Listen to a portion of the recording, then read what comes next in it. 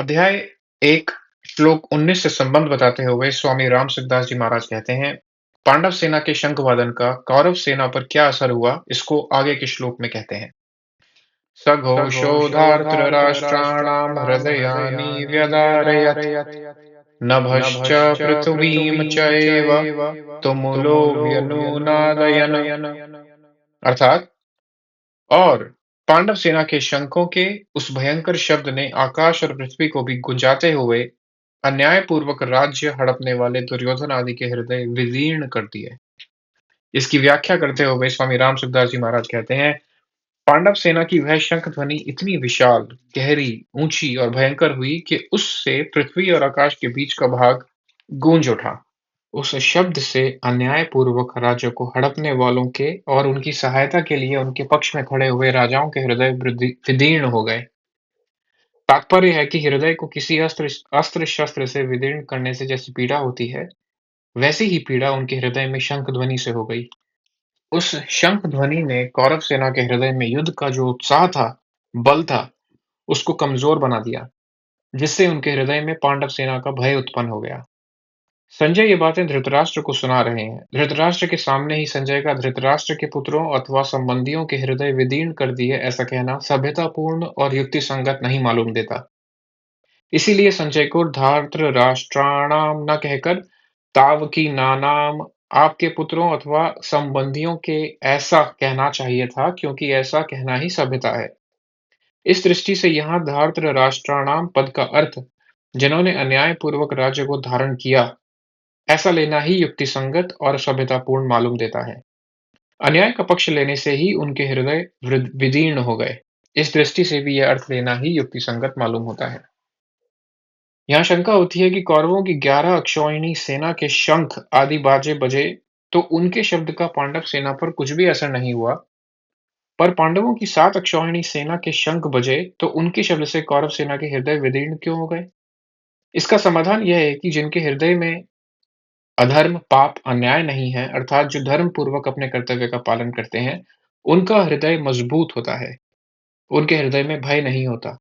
न्याय का पक्ष होने से उसमें उत्साह होता है, शूरवीरता होती है।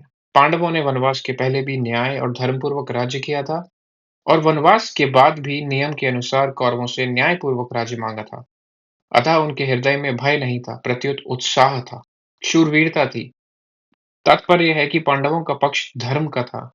इस कारण कौरवों की 11 अक्षौहिणी सेना के बाजों के शब्द का पांडव सेना पर कोई असर नहीं हुआ, परंतु जो अधर्म, पाप, अन्याय आदि करते हैं, उनके हृदय स्वाभाविक ही कमजोर हो जाते हैं। उनके हृदय में निर्भयता, निशंकता नहीं रहती। उनका खुद का किया पाप, अन्याय ही उनके हृदय को निर्बल बना देता है। अधर्म अधर्मी को खा जाता है। दुर्योधन आदि ने पांडवों को अन्यायपूर्वक मारने का बहुत प्रयास किया था। उन्होंने छल कपट से अन्यायपूर्वक पांडवों का राज्य छीना था और उनको बहुत कष्ट भी दिए थे। इस कारण उनके हृदय कमजोर थे, निर्बल हो चुके थे। तात्पर्य है कि कौरवों का पक्ष अधर्म का था। इसीलिए पांडवों की 7 अक्षौहिणी सेना की शंख ध्वनि से उनके हृदय में विद इसी श्लोक की व्याख्या के अंतर्गत स्वामी राम सुखदास जी महाराज सेना के अक्षौहिणी होने पर भी कुछ विशेष बात कहते हैं। उनका कहना था कि दुर्योधन के पक्ष में 11 अक्षौहिणी सेना का होना संभव ही नहीं था, परंतु जब पांडव वनवास में चले गए, तब दुर्योधन ने धर्मराज युधिष्ठिर की राज्य करने की नीति को अपनाया।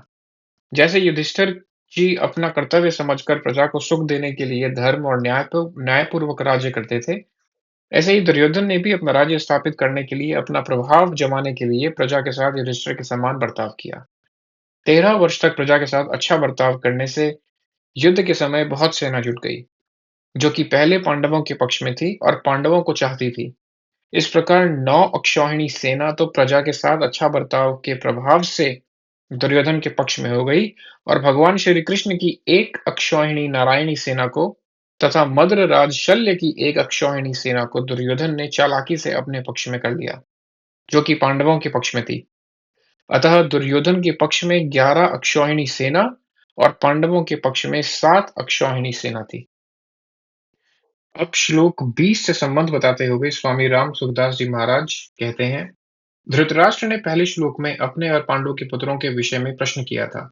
उसका उत्तर संजय ने दूसरे श्लोक से 19वें श्लोक तक दे दिया। अब संजय भगवत गीता के प्राकट्य का प्रसंग आगे के श्लोक से आरंभ करते हैं। श्लोक नंबर 20, अध्याय 1, अगले वीडियो में।